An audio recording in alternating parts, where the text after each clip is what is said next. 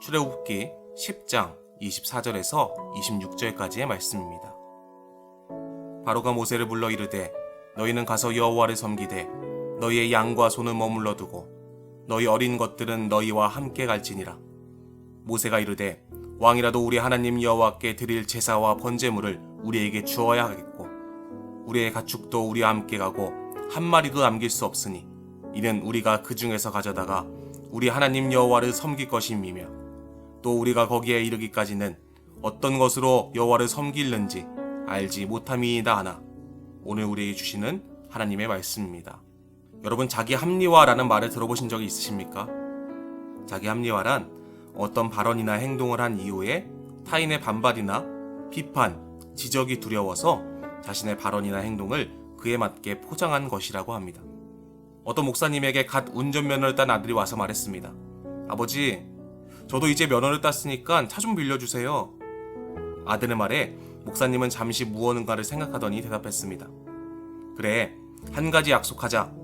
내가 학교 성적을 끌어올리고 매일 조금씩 성경 공부를 하고 머리를 단정히 깎는다면 내 부탁을 들어주겠다. 얼마쯤 지나자 아들이 다시 아버지께 와서 차를 빌려달라고 말했습니다. 그때의 목사님은 웃으며 대답합니다. 아들아, 내가 정말 자랑스럽구나. 학교 성적도 오르고 매일 성경 공부도 열심히 하고. 그런데 머리는 왜 아직도 깎지 않았니? 그러자 아들이 말했습니다. 그동안 성경 공부를 좀 했는데요. 삼손과 모세 그리고 예수님까지도 머리를 기르고 다니셨더라고요. 아들의 말에 목사님은 웃으며 이야기했습니다. 그렇구나. 그런데 삼손도 모세도 예수님도 모두 두 발로 걸어 다니셨단다. 그러니까 너도 두 발로 걸어 다니거라. 때로는 우리의 모습이 이 아들과 같이 하나님 앞에 자기 합리화의 신앙을 갖고 있진 않았는지 돌아보아야 할 것입니다. 오늘 말씀인 출애굽기 10장에 나오는 모세의 모습은 이전에 하나님의 부르심 앞에 5번이나 핑계대며 자기 합리화를 했던 자의 모습이 아니었습니다. 그의 손에는 하나님의 지팡이가 들려 있었고 하나님의 말씀에 순종한 모세의 모습이 오늘 말씀에 등장하게 됩니다. 10가지 재앙 중에 8가지 재앙이 임하였지만 바로의 마음은 강팍하여져서 이스라엘 백성을 보내지 않았습니다. 그러자 9번째 재앙이 임하게 되는데요. 이 9번째 재앙은 바로에게 경고하지 않고 하나님께서 즉시 명령하신 흑암의 재앙이었습니다. 모세가 하늘을 향해 손을 들자 깜깜한 흑암이 애굽 전역의 땅에 임했습니다.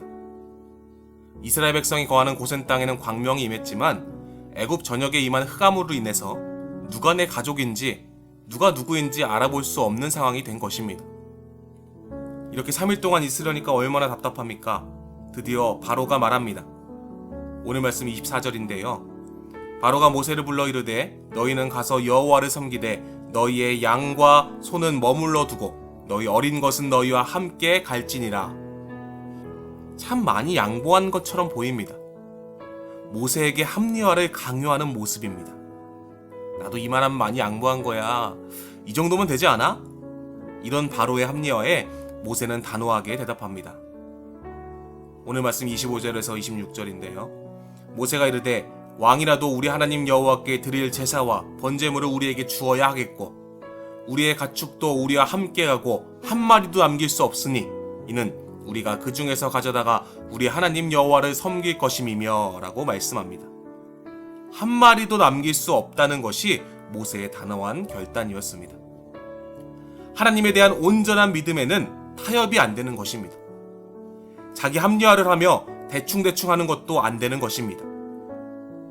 이런 모세의 단호함이 우리 신앙에 있어서 필요한 줄로 믿습니다. 하나님을 위한 믿음에 단 하나라도 세상과 타협하지 않겠습니다. 단 하나라도 양보하지 않겠습니다. 이러한 결단이 오늘 우리 안에 있기를 간절히 축원합니다.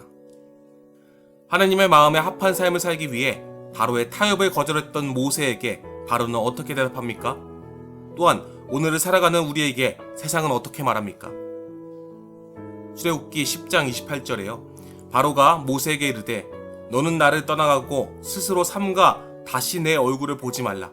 내가 내 얼굴을 보는 날에는 죽으리라. 하나님께 온전한 믿음의 삶을 드리려 할 때 세상은 바로처럼 우리를 협박할 것입니다. 너 끝이야. 앞으로 다시나 볼 생각 말어. 다음에 나 만나면 그때 너 죽을 줄 알아? 이렇게 세상은 우리를 협박합니다. 그때에 우리는 모세와 같은 신앙의 지조가 있어야 합니다.